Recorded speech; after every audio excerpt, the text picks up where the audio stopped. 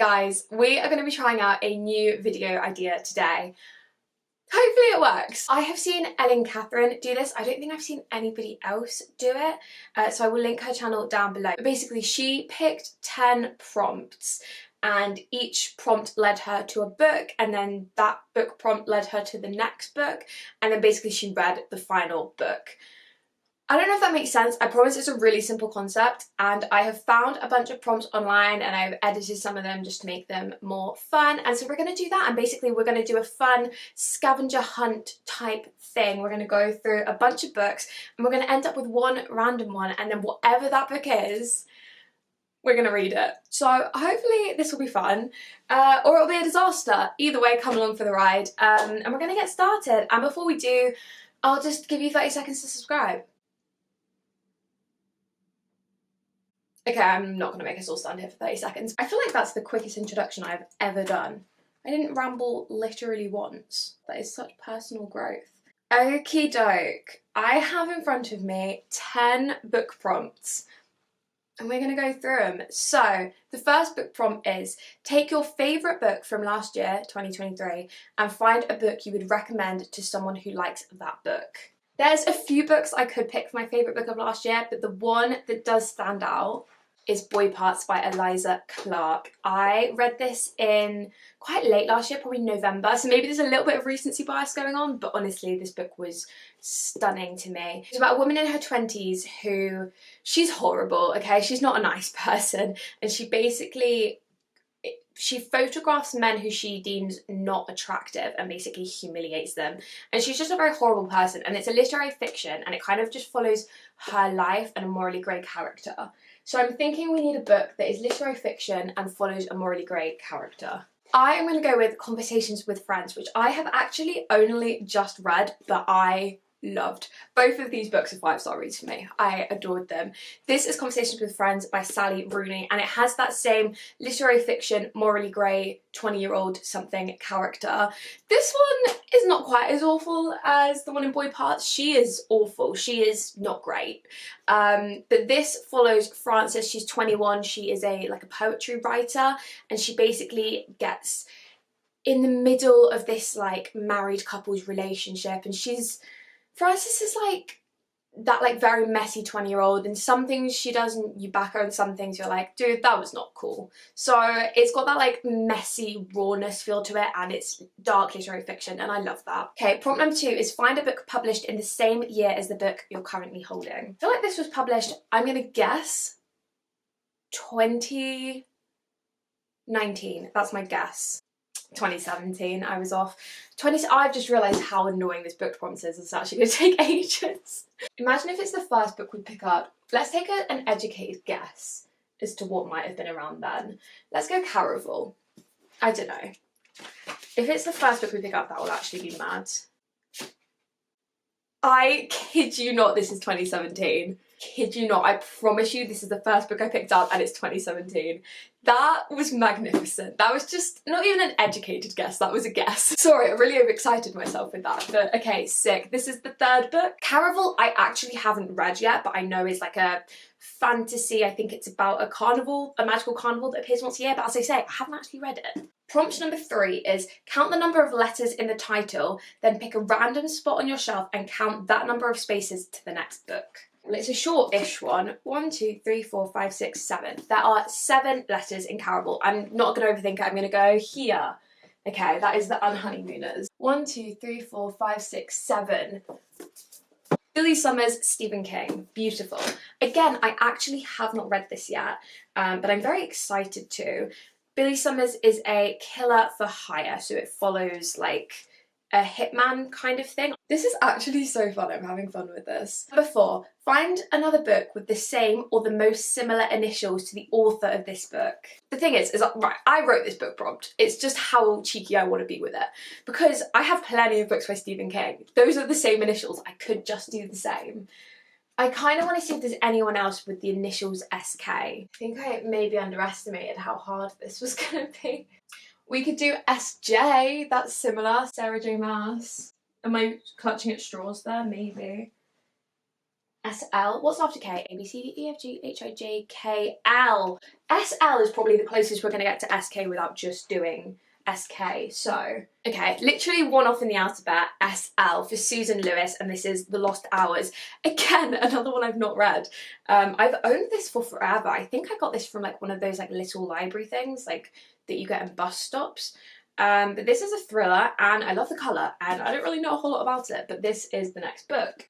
Oh, this is where it could all go wrong. Reverse the page count of this book and find a book with as close to that number of pages as possible. Okay, this has, oh, okay, 451 pages. So we need something with 154 pages or as close to that as possible. Well, I'm not being funny, that's probably just going to be my shortest book on my TBR, which I happen to know is this, which is a little novella. This is 146 pages. That is actually pretty dead on close. This is actually a novella for a series I don't own. I got gifted this, but I don't really know if I'm able to read it or not. I've been trying to do some research and my research hasn't really dragged up any information. So I might just read it and see if I can read it on its own, and if I can't, if I get confused, then maybe we'll stop, but I might just try and read it at some point. Number 6 is find a book with the same colour scheme as the book you're currently holding. So what we're saying, dark blue with maybe bits of like white, like in the moon and stuff, maybe a little bit of gold. I'm gonna be lazy and pick out the one right next to it because my books are in rainbow order, so I feel like it makes sense. This is realistically the one that's probably closest in colour. This is dark blue. We've kind of got bits of gold on the pirate ship and stuff. This is the third book, I think, in the Magnolia Parks series. Haven't got to this yet. I have read the first one quite recently and my cover's bent, which really upsets me. Okay, the next one says, find a book with the same number of words in the title, but it must be a different genre. Okay, this is quite a long title, so that might be difficult. The Long Way Home, Magnolia Parks. So we need something with a 6-word title that isn't, I mean, this is like a romance drama, but to be easy, we'll call it a romance. So it needs to be a 6-word title, but not a romance. A Court of Mist and Fury. I'm very good at this. What, counting to 6? I don't know what I was bragging about then. This is the second book in the ACOTAR series. I probably actually could have picked any of them, but this was the first one that caught my eye because it's the next one that I have to read. Okie doke. We're on to prompt 8 already. Oh, this is a fun one. Go to the acknowledgements and find a book written by an author with the same name as the names listed there. Josh is the first name. Nothing springs to mind immediately. I see an Annie, I see a Susan. We've already had a Susan, but I'd rather not pick the same book twice. That feels lazy. We have a Lauren, Alex, Erin, Christina, Victoria. Actually, there's loads of names in here. Beth. There is a Beth. We definitely have Beth O'Leary books we could do. I have a few of them, I think, but this is the first one that I see, so we'll go with this. This is The No Show by Beth O'Leary. Perfect. Easy. Again, haven't read this one yet, but the next book. Prompt number 9 is find a book with the most opposite cover elements to the one you are currently holding. Okay, it's bright orange, so let's go for something super dark. It has only got inanimate objects on the cover, so maybe something super dark with people on the cover. I'm going to go for The Push by Ashley Audrain. I adore this book. I flew through this. It's an incredible thriller about this like mother and daughter, and it's kind of like unreliable narrator, and it's just fabulous. And I think it's fair to say this is a pretty opposite cover to The No Show. We've got a real person on the cover. It's very dark. It's black and purple. I think that fits the brief. Okay, so this is the prompt that's going to pick the book that we read. Oh, that's scary. Okay, it says, let a random number generator pick a page in this book and pick a book title with a word from that page. There are 375 pages in The Push. So we will set a random number generator.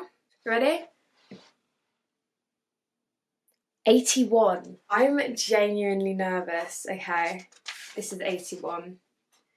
Okay, words that immediately step out to me. We've got avocado, half, whispered, echo, imagine, screaming, teammate. It's actually harder than I thought it might be. I've got the word quiet. We must have a book with quiet in the title. Quiet Thunder, but I've already read that. Okay. It does have the word whispered in. It says, stay, we'll be quick, you whispered. We could do, it's a tiny bit of a stretch, but I think it would still count, Under the Whispering Door. I feel like it's the best we're going to do, because I don't want to pick words like and. I feel like that's a bit of a cop-out. So we're gonna go whispered to whispering. In which case, the book that we're gonna read in this video is Under the Whispering Door by TJ Klune. I actually don't know what this is about. I own another book by him, which is The House Under the Cerulean Sea, which I've not read yet, but I at least know the plot of. This isn't a sequel, is it? I'm just gonna quickly check this isn't a sequel. No, I don't think so. Okay, it's got a lot of 5-star reviews. It's averaging a 4.16, which is really good. So it sounds like it's about a man called Wallace who is trying to be collected by a reaper, and she's trying to help him cross over, and he doesn't want to admit that he's died or something like that. Even in death, he refuses to abandon his life despite spending all of it working. Now we're going to move into the reading portion of this video, and I am going to read this book and I will take you along for the journey. Hi, I have 2 very important things to say. The first of which being, look what I just bought. Is this not the cutest thing you've ever seen? They're little like peas in a pod plant pots. It cost me £7. Like, I think this is the best thing I've ever bought. I need to get some new plants for it now. I have a lot of plants. I probably have like 30 or 40 in this room alone. Like, I have too many, but like I need 2 more now. Anyway, the actual second thing I was going to talk about is this book. I've made it to page 63, so not very far through at all. I just very initial thoughts, because I don't really know what I was expecting, but it wasn't this. But that's not a bad thing. But this kind of right now feels almost like a Scrooge retelling. I don't think it's going to be, but it's basically like this really grumpy, mean old boss who then dies. Not a spoiler, like that's on the back of the book, it happens immediately. And like everyone hates him, and he gets kind of like transported to this like afterlife kind of thing, and I'm assuming it's going to be like a redemption arc. Like, he's a super unlikable main character, which, as we all know, I love. That is my favourite kind of character. Yeah, the writing's very like whimsical, and like I don't really understand what genre this is. Like, it's either dystopia or literary fiction or like something in that realm, but it's kind of like feels like almost magical realism, even though there isn't really magic. I don't really know. It's like kind of quirky and odd, but like fun. Yeah, as I said, I'm literally 60 pages in. This probably didn't really warrant its own clip, but mostly I just wanted to show you that plant pot. Is that not adorable? Anyway, go on with your day. I'm gonna continue reading.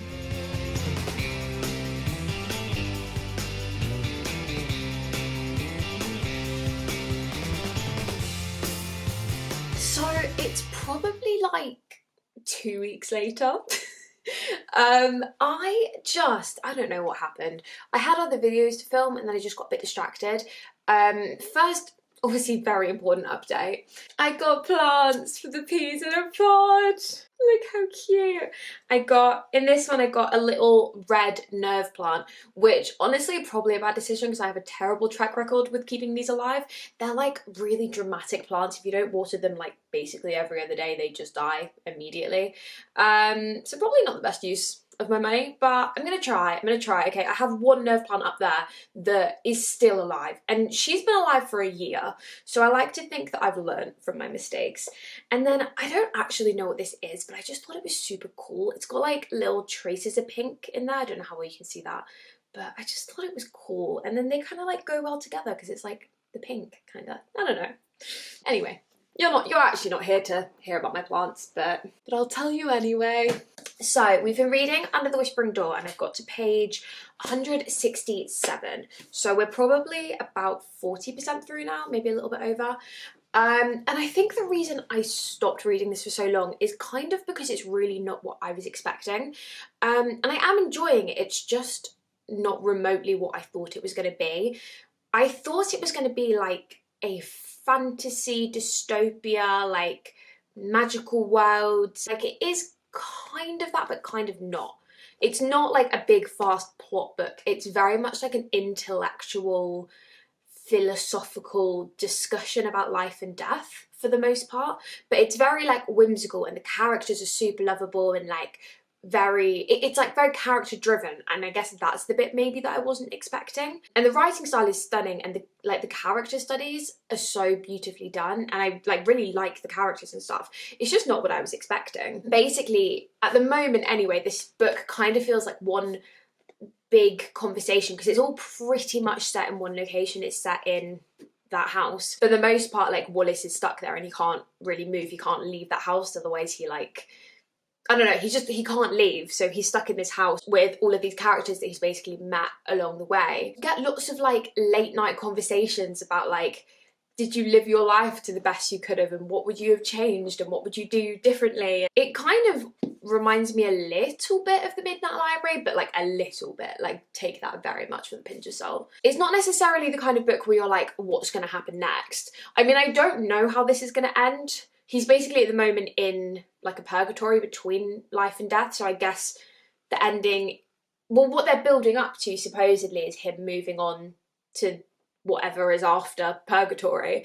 But at the moment he's kind of in this like weird in between, but they're not really like pushing him to move forward. They're kind of saying like, oh, you're welcome to stay here as long as you want. I don't really know where it's heading, but like, I'm enjoying the journey, but it's a very gentle read. That's probably a really good word for it. It's like a gentle, cozy read, which, like, I feel like I don't read cozy books. I read, like, I don't know, like high stakes. And I think because it wasn't a high stakes, it just threw me a little bit because it just wasn't, as I said it like 17 times, but it just wasn't what I was expecting. It's like a cozy, gentle book. It's nice to read before bed, like to just read like a few chapters and to just like kind of sit in the warm fuzziness of it is kind of the vibes, which is different for me, but enjoyable. I've got a few hours before I start work now, so I'm going to try and get a good chunk of this read today. And then, yeah, I'll check in with you at some point. I don't know.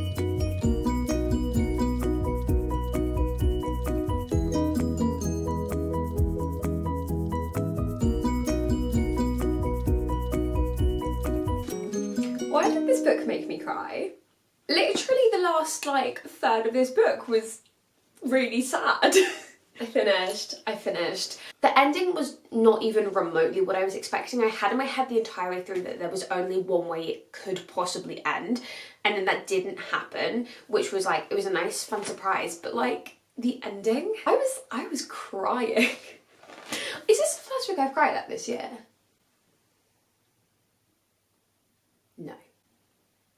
No, it's not. I really, really enjoyed this. The first, like, I would say third is definitely very slow pace, and it's like, I think I spoke about this before, but it was very like gentle and cozy, and it was just not at all what I was expecting. And then the sort of like last half of this, there was definitely a lot more like fantasy stuff it was more like plot, and like more was like happening. If TJ Klune has one talent that I could really pinpoint, it's that he makes such lovable characters. Like, I fell in love. Hugo, I want him to be my best friend. And I think I said right at the start that this felt like a Scrooge retelling, and I kind of stand by that, sort of, like very loosely. But you kind of get that like character arc redemption. I will say, like, the character arc redemption happens pretty quick. Like, he's only like annoying and like rude for like probably the first third. TJ Klune did such a good job of making such a like lovable, wholesome cast. It was found family, it was cozy, whimsical vibes, and I'm actually so happy I picked this up. I feel like I've never put this on a TBR, like a monthly TBR, and it's just, I almost like, not forgot I owned it, but I just kind of never, it never like stuck out to me for some reason as like a book to read recently. And I'm so happy that Scavenger Hunt made me read this, because like this was cozy gentleness, and then just when I was getting a bit like, okay, we've done the cozy gentle part, he like put in plot, and then he put in surprise romance, and I was like, I love this. This is, if you want like a wholesome read, read this. And it also ended up being really sad, which I was like not remotely expecting, but like, I love a sad book. For our first ever Scavenger Hunt, that worked out very well. I would so be down to do this again. So if anyone would like to see this video again, let me know. And if you have any ideas for scavenger prompts, because I'll probably, if I do it again, I'll probably mix up the prompts, try and come up with something new. So if you have any prompt ideas, comment them down below. But thank you very much for watching. I hope you liked this. Please, if you can, like the video, because it seriously makes such a difference to me and all the boring YouTube like background bits that I have to do. So that would be great. And you know, while you're there, you may as well subscribe, just saying. But thank you so much for being here. I hope you have a wonderful day, and we have some really fun videos coming up this month, so you should definitely stick around. Anyway, love you lots. Hope you have a wonderful day. Bye!